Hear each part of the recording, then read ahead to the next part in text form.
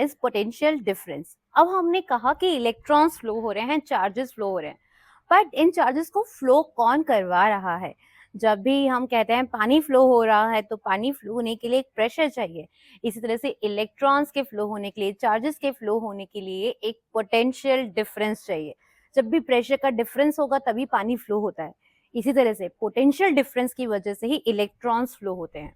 और इस potential difference create करने के लिए हमारे सेल या बैटरी को करना पड़ता है कुछ वर्क।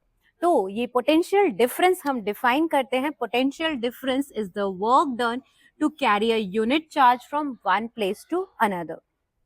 तो ये वर्क कौन करेगा? ये हमारा सेल या बैटरी जो हम यूज कर रहे हैं, that would be doing some work to push the electrons to move the electrons. Okay, और इसे हम रिप्रेजेंट करते हैं V से। तो पोटेंशियल डिफरेंस को रिप्रेजेंट करते हैं हम V से, and we define it as the work done to carry a unit charge from one place to another.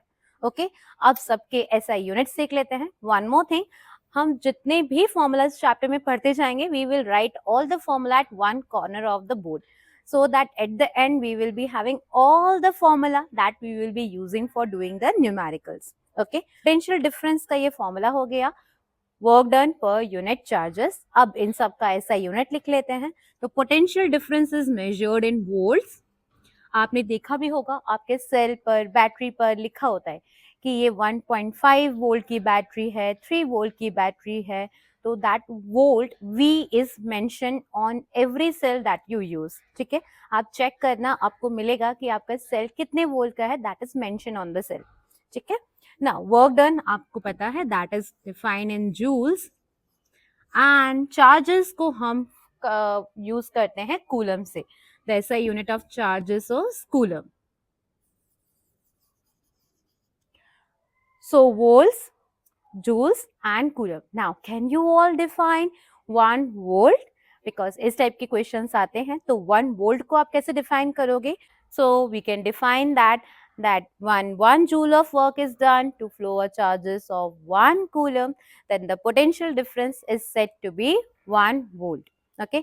और इस पोटेंशियल डिफरेंस की वजह से ही इलेक्ट्रॉन्स फ्लो होते हैं। और जब ये पोटेंशियल डिफरेंस 0 हो जाता है तो ये इलेक्ट्रॉन्स का फ्लो होना हो जाएगा बंद। आप बोलते हो आपकी बैटरी डिस्चार्ज हो गई, आपकी बैटरी पूरा खराब हो चुकी है, अब वो इलेक्ट्रॉन्स फ्लो नहीं करवाएगी। या तो आपको बैटरी को रिचार्ज करना पड़ेगा if it's a chargeable one, और आपको दूसरा सेल यूज करना पड़ेगा। ओके, सो इस पोटेंशियल डिफरेंस की वजह से ही इलेक्ट्रॉन्स फ्लो होते हैं, करंट फ्लो होता है। Now let's practice two questions based on the same topic. So it says in the question that a charge of 2 coulomb is passing through a potential difference of 12 volt. What is the work done in this process? So what is the work done to move a charge of 2 coulomb through a potential difference of 12 volt? So you can see that work done is equals to potential difference into charges. So work done is V into Q, and putting the values, V is 12, Q is 2, and it comes out to be 24, and you know the SI unit of work is joules.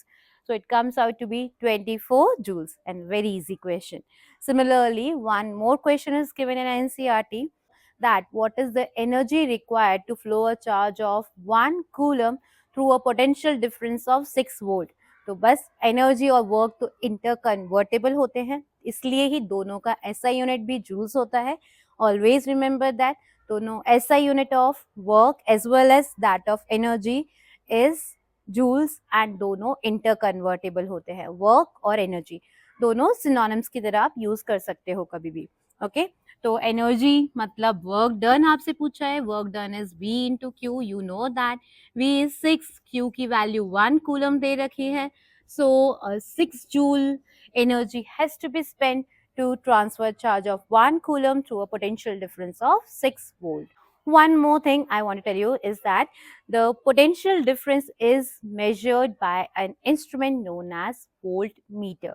Voltmeter से major करते हैं potential difference, और voltmeter को place किया जाता है parallel में। सो अगर इस बल्ब के अक्रॉस हमें पोटेंशियल डिफरेंस कैलकुलेट करना है, तो इस तरह से हम प्लेस करते हैं एक वोल्ट मीटर को। और volt meter is always connected in parallel. हमें इस बल्ब के अक्रॉस पोटेंशियल डिफरेंस पता करना है, तो उसके पैरेलल में लगाते हैं एक वोल्ट मीटर को।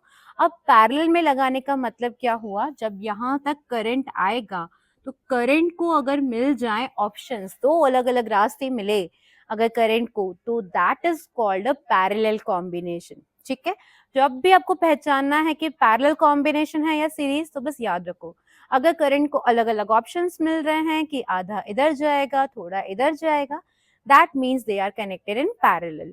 तो यहाँ पर आने के बाद करंट को दो अलग अलग रास्ते मिल रहे हैं, means these two are connected in parallel. और वोल्ट मीटर को रिप्रेजेंट करते हैं इस सिंबल से, and voltmeter measures the potential difference and it is always connected in parallel to the circuit. Okay, so I hope this topic is clear to you all. I shift to side. If you want to take a screenshot, you can take that.